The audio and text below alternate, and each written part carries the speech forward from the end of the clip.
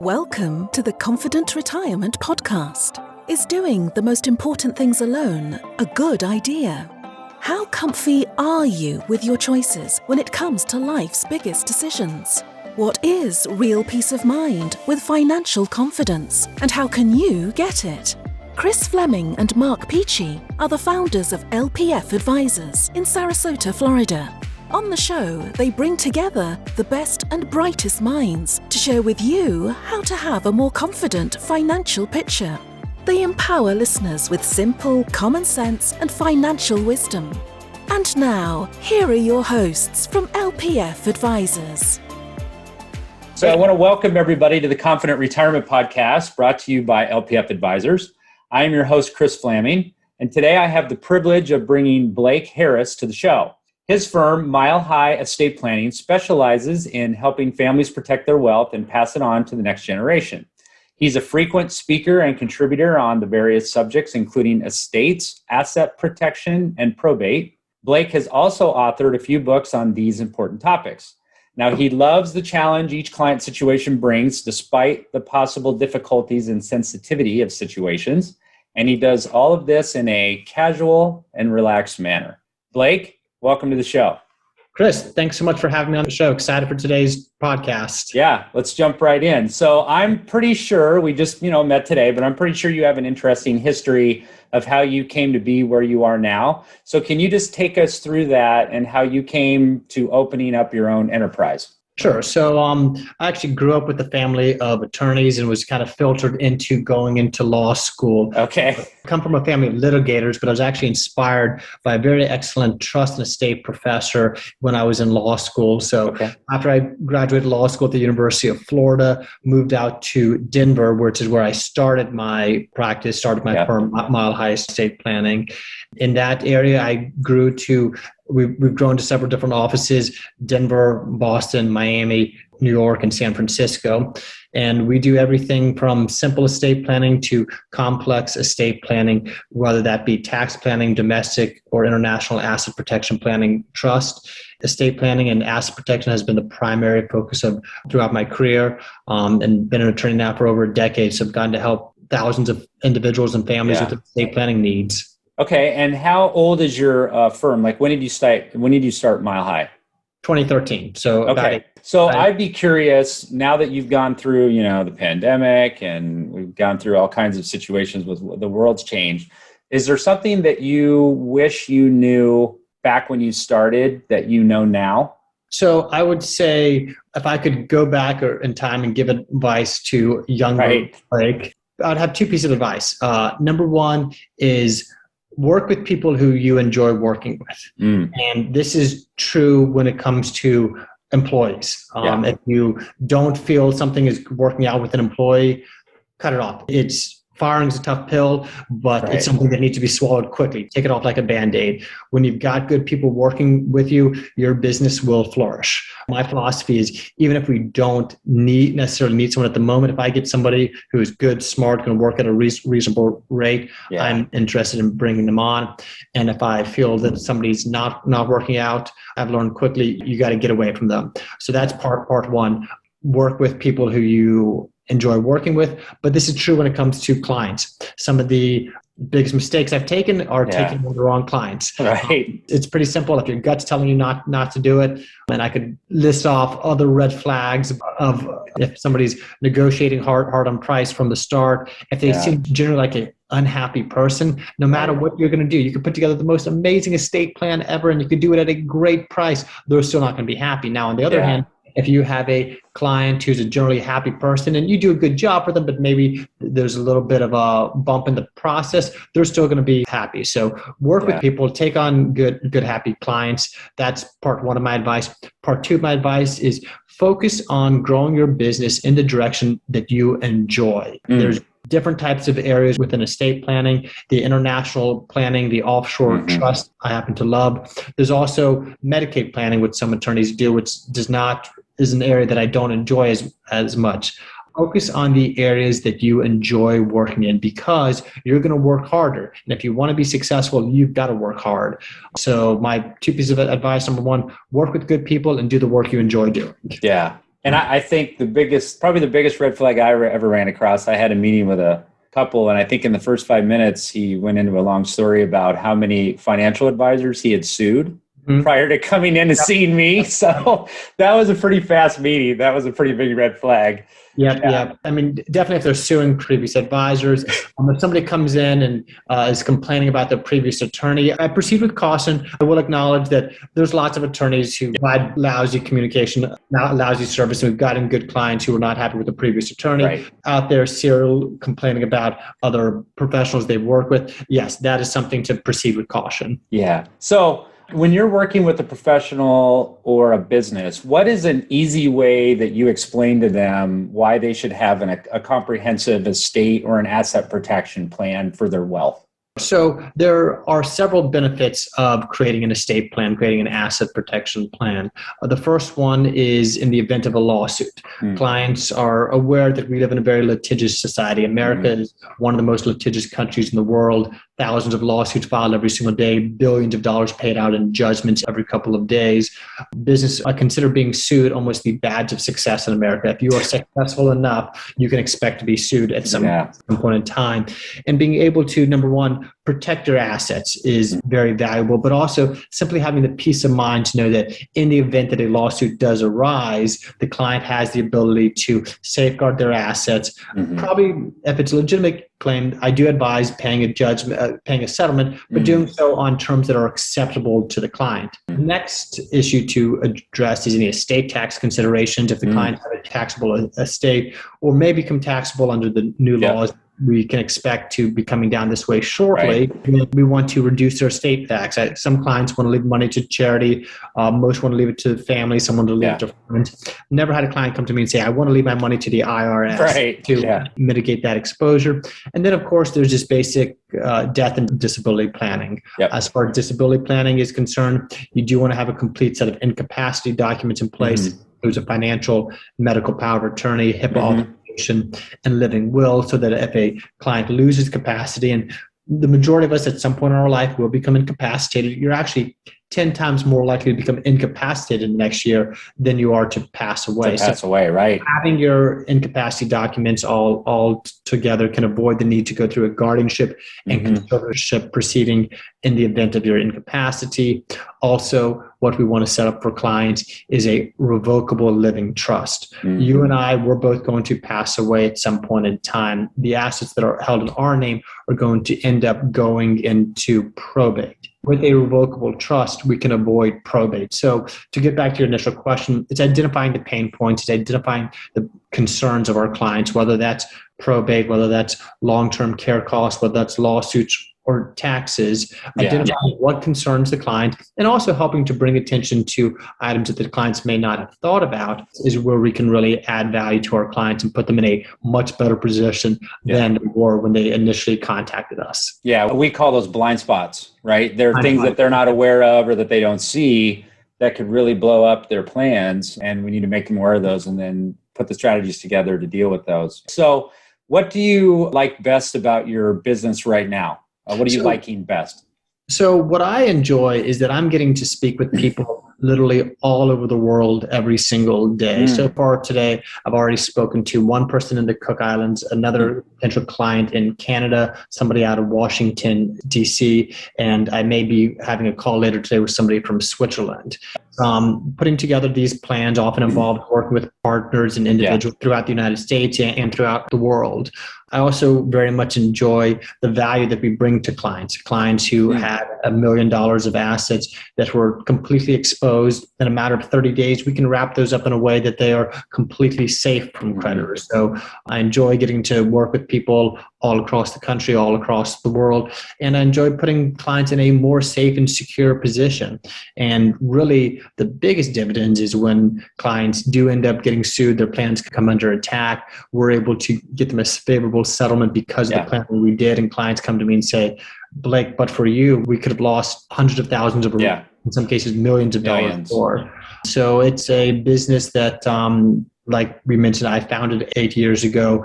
We now have a team of close to a dozen people, help between attorneys and paralegal support staff. And so getting to watch the business grow, getting to service more clients, and providing better services for clients. We now can help with international tax planning for clients who may want to leave the United States. We've got 2 in-house CPAs who can help keep our clients in compliance with taxes. So there's a lot that we can do to help clients, and that's what I enjoyed. That's the reason I founded the firm, because I wanted to help clients. I wanted to provide clients the best customer service, the best experience out there from an estate planning law firm. So that being said, I know there's a misconception in, just in general, that some people think, well, estate planning or asset protection doesn't really apply to me, or it's not necessary. So why do you think people have that misconception, and how do you kind of respond to that? So I would say probably the biggest misconception in the asset protection world is that asset protection is only for the super wealthy. You only need an asset protection trust if you are incredibly wealthy. Yeah. And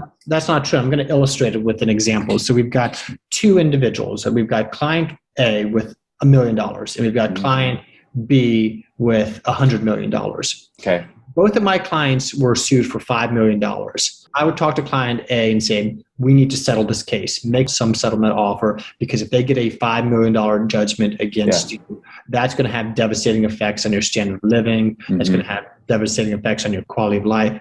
You need to hire defense counsel, and you need to work out a settlement. Now, the individual client with $100 million, if they are sued, what I'm going to advise them to do is not pay any settlement, just the opposite. Go out, hire the best defense counsel you can hire, and in the event that you end up losing the case and somebody gets a $5 million judgment against you, you can pay it, and that's not going to have any effects on the client's standard of life or their quality of life or standard of living. Right. So the majority of my clients who I've set up an asset protection plan for have somewhere between a few $100,000 and a few $1 million in assets. And those are the ones who really get the greatest value from doing the planning with my firm. So do you see some common, we were talking about those blind spots. Do you see common blind spots that occur again and again when you're working with people that people just they're not aware of, or that they don't notice? I would say the biggest mistake that I hear is simply putting it off. Clients either meet the children whose parents failed to properly set up an estate plan before they passed away. Now the children are having to work through probate court, navigate an unclear estate plan. The other issue that I see come up is clients business people. They're focused on their business. They're looking down at their business. They're working away hard, but they never look at the big picture. A lot of people don't even realize that asset protection is an option. They're familiar with an LLC, which is a helpful tool in setting up an asset protection plan, and something that I do recommend as well. But to actually get more secure asset protection, what we can do is set up an offshore trust or a domestic trust, maybe with a back door to an offshore jurisdiction, that gives our clients really the ability to keep their assets secure in the event of a lawsuit. A lot of people think insurance is all they need. I do advocate for purchasing insurance. I don't sell any insurance of that type, but I do advocate for purchasing insurance. The reason why I recommend it is because, one, it's cheap, a few $100s can get you $500,000 of an umbrella policy. They give you the lawyers if you get sued. However, insurance policies have a long list of exclusions, and really these exclusions are not reviewed at the time the policy is purchased. So when somebody goes to make a claim, the insurance company will say, well, actually this may not be covered. So in addition to insurance, I also recommend clients set up the asset protection trust as well. That darn fine print will get you every time. Those attorneys. Yeah, right. So can you think of a satisfying client experience? They had problems. They really needed your help. What you were able to do, like on a high level, and how you helped improve their lives. So recently I had a client, we'll call him Tony, who came to me, and he sold a business. He'd been working on the business for quite some time. The business sold for over $10 million, but with taxes, it ended up being around $10 million that he kept. I said, you would be very wise to put this into an asset protection trust. He had a few other concerns that I'm not going to get into, but I said the sale of the business is important. Time to protect it. Well, the new owner of the business has seen their business decline, and this happens often.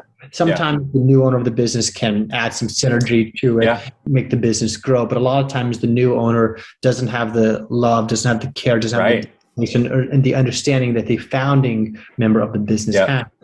Well, the individual who purchased the business is now looking back at the contract and is accusing my client of fraud, saying that you misrepresented yourself when you sold your company, not to mention that they're not doing nearly as good of a job managing the business. Right. If my client were to get hit with a lawsuit for the full amount that they sold the business for, let's call it $15 million, we could end up owing more money than they even have because of taxes. So they see 15 million, they paid out about 5 million in taxes. They've got $10 million. If they get hit with a $15 million judgment, they're in a very bad situation. This client is going to have no trouble settling their case for pennies on the dollar.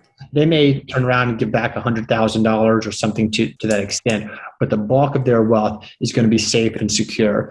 Selling the business is definitely a good time to set up an asset protection trust. No, that's a great example. So I want to shift gears just a little bit and learn a little bit about you. So do you have a first memory or experience with money? Could be growing up or as a kid, or I'm curious. Wow. First experience or memory with money. You know, I've always kind of been an entrepreneur. When I was just about 12 years old, I was washing neighbors' cars. I remember putting flyers into their mailbox. I think is illegal to put things into people's mailbox. But when you're 12 years old, you can break the law. If you're 12 years old, don't take that advice. Don't break the law. Right. But I started my car wash business when I was 12. As soon as I got my driver's license, I had a mobile disc jockey business as well as a vending machine business where I would sell bubble gum for 25 cents. I really enjoyed that. Sold both of those businesses when I went off to school and then got through school, worked for some other firms before I started my own practice. But as far as my first interaction with money, it was, I think the car wash business. I think that I was charging $3 for a car wash, maybe $5 for an SUV, but it taught me a lot. And that was the real value in it, keeping your costs low, offering competitive pricing, a good value to the client, and above anything else was doing a good job for the clients. If you do a good job for your customers, you will get more customers. My advice to anybody who's out there starting a business: don't focus on the money, focus on the customers. If you focus on doing a good job for the customers, the money will come. Right, everything else will fall in line. Yeah, well, you were ahead of me. I shoveled sidewalks. Okay. But I would not state my price in advance. I would just rely on the person when I went to the door and I was done to figure out what they thought it was worth, which was probably a bad idea. I should have had pricing. No, that actually might have been better. I don't know. I think in some cases, if it was the stingy guy on the corner, maybe he was, he wouldn't have paid as much. Maybe as an adorable adolescent, that was a good, strategy. For my law practice, I'm quoting fees before I start work. Absolutely. Me too. So are there any experiences that you can think of either personally or in working with people in your business that made you keenly aware of the positive or the negative impact of wealth? Because money can have a positive or, a negative impact on people. Can you think of anything, an experience or something? Money can have a positive and negative impact, and I could probably write a book about both. Next subject for your book? Quite possibly. When I first started out as an estate planning attorney, I think after my first day, there were some interesting stories. So I came home and started journaling the stories of clients, of course, not putting their personal information into the journal. And after 3 days, I had so many stories already that I said, you know what, I'm not going to do this. I'm going to go through my career, and the most memorable moments are going to be ingrained into my head. Money can be wonderful if you use it for the right purposes. Money is freedom. Money is security. Money gets you access to better healthcare. Money can very much protect your family, can give you more time to spend with the ones you love. That's the good part about money. Yeah. The bad part about money is money can tear apart a family. Yeah. Money can create dependent children. What I've learned is, in general, the more money a family has, the more divided they become. I tell a lot of my clients that the best thing that you can do for your family, if you want to make sure that there's no fighting after you pass, if you want to make sure that your kids continue to get along after you pass away, the best thing that you can do, die broke. Spend all of your money, run yourself into debt, bankrupt yourself before you pass away. The children will have nothing to fight over. Right. Instead, they're going to have memories because you're going to have spending money, having fun, and they won't fight over the money. They will share the memories. Yeah. Now, as far as I know, I've never had a client intentionally take advice. But the next best thing you can do is create a properly drafted estate plan where your intentions and wishes are very clear. One more thing to mention on that is a saying that's prominent in the estate planning world, which is the short sleeves to short sleeves proverb. And different countries around the world have the similar proverb. I think in Ireland, it's potato farms to potato farms in 3 generations. Yeah. The first generation that grows up on the potato farm and they learn the value of hard work. The second generation inherits a lot of money and doesn't appreciate the value of it. And then the third generation ends up working back on the potato farm. This is very common. We could do a whole podcast on this situation. So yes, when it comes to money, I can create what I believe to be a great estate plan, what I believe to be as good of a estate plan as is out there.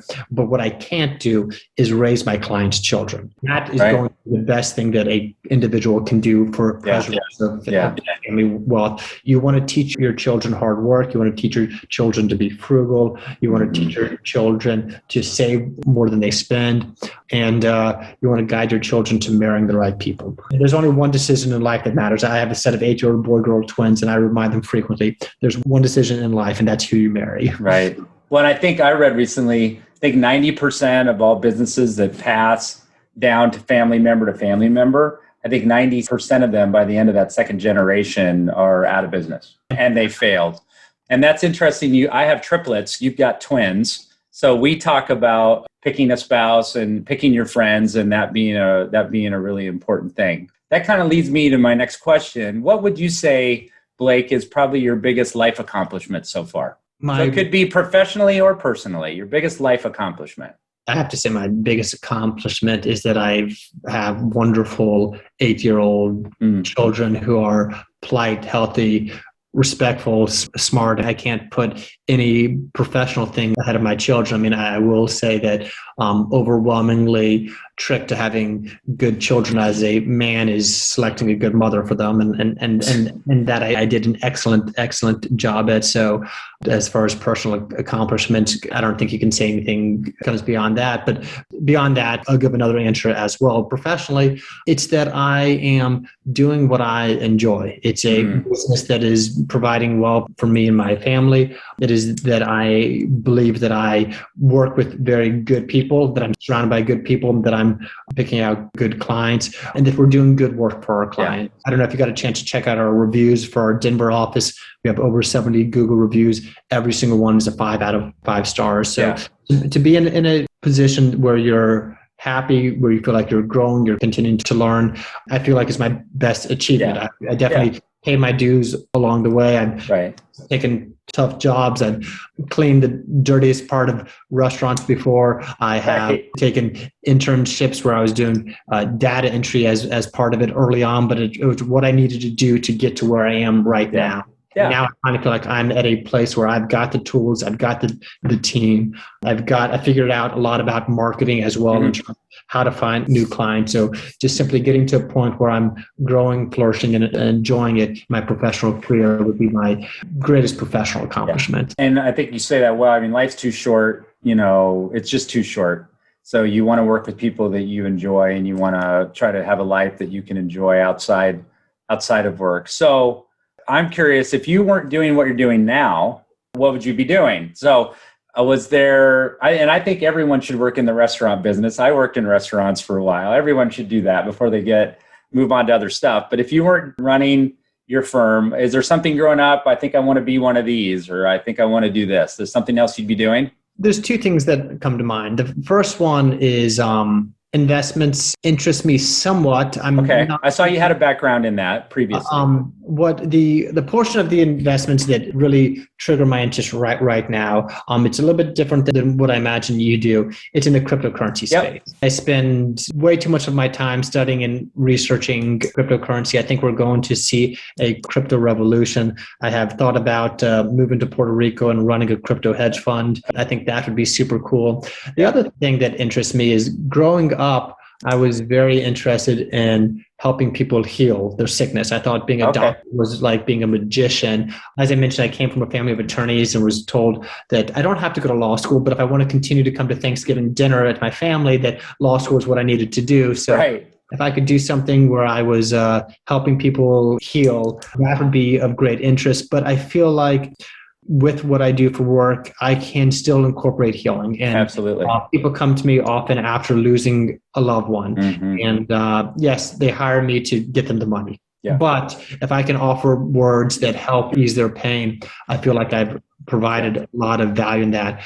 If I'm not going to be doing chemotherapy on anybody, but if I can lift the weight of the stress of a lawsuit from someone, that is a huge thing for their health. That's a huge thing for their happiness. So if I wasn't the asset protection attorney, I wouldn't mind finding some way to help people heal their energy. The human element of what we do is so important. You really can't ignore it. I mean, being able to be authentic with someone and being just present when they're going through grief or whatever that situation, I mean, that speaks volume. That's the part that I really enjoy, is the human interaction, the human connections.